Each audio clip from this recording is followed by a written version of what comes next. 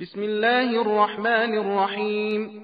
سيقول المخلفون إذا انطلقتم إلى مغانم لتأخذوها ذرونا نتبعكم يريدون أن يبدلوا كلام الله قل لن تتبعونا كذلكم قال الله من قبل فسيقولون بل تحسدوننا بل كانوا لا يفقهون إلا قليلا.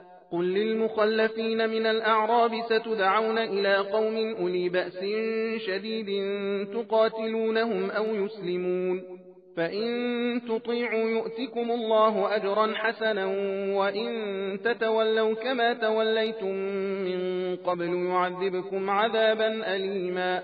ليس على الأعمى حرج ولا على الأعرج حرج ولا على المريض حرج ومن يطع الله ورسوله يدخله جنات تجري من تحتها الأنهار ومن يتول يعذبه عذابا أليما.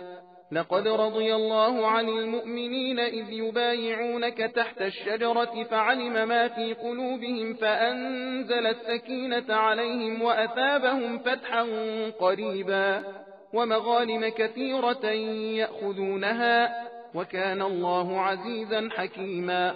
وعدكم الله مغانم كثيرة تأخذونها فعجل لكم هذه وكف أيدي الناس عنكم ولتكون آية للمؤمنين ويهديكم صراطا مستقيما.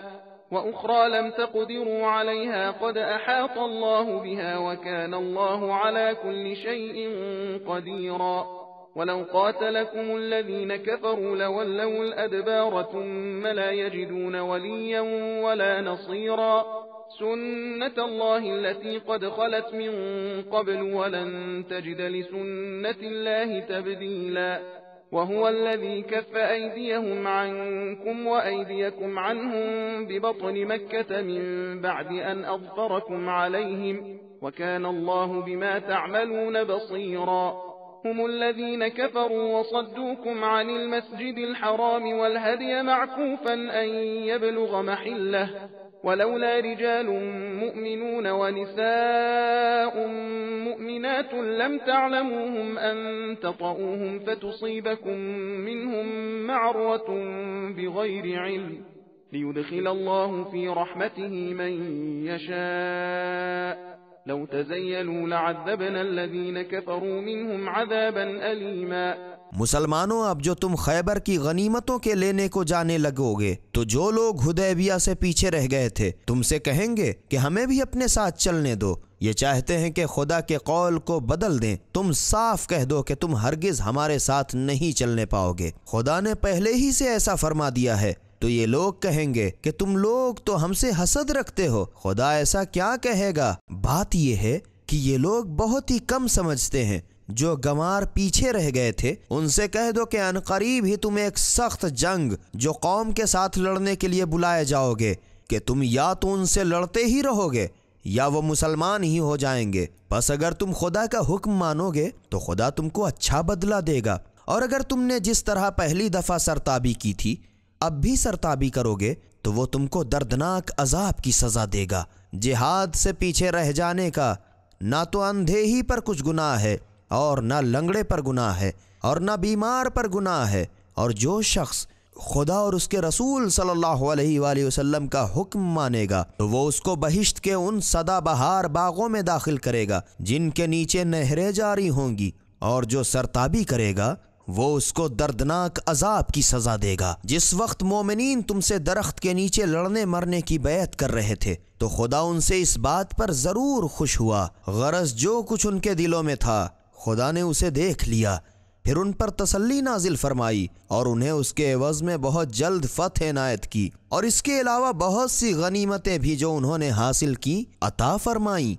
और खुदा तो गालिब और हिकमत वाला है। खुदा ने तुमसे बहुत सी गनीमतों का वादा फरमाया था कि तुम उन पर काबिज होगे तो उसने तुम्हें यह खैबर की गनीमत जल्दी से दिलवा दी और हुदैबिया से लोगों की दस्तदराजी को तुमसे रोक दिया। और गरज ये थी कि यह मोमिनीन के लिए कुदरत का नमूना हो और खुदा तुमको सीधी राह पर ले चले और दूसरी गनीमतें भी दे जिन पर तुम कुदरत नहीं रखते थे। और खुदा ही उन पर हावी था اور خدا تو ہر چیز پر قادر ہے۔ اور اگر کفار تم سے لڑتے تو ضرور پیٹھ پھیر کر بھاگ جاتے، پھر وہ نہ اپنا کسی کو سرپرست ہی پاتے نہ مددگار۔ یہی خدا کی عادت ہے جو پہلے ہی سے چلی آئی ہے، اور تم خدا کی عادت کو بدلتے نہ دیکھو گے۔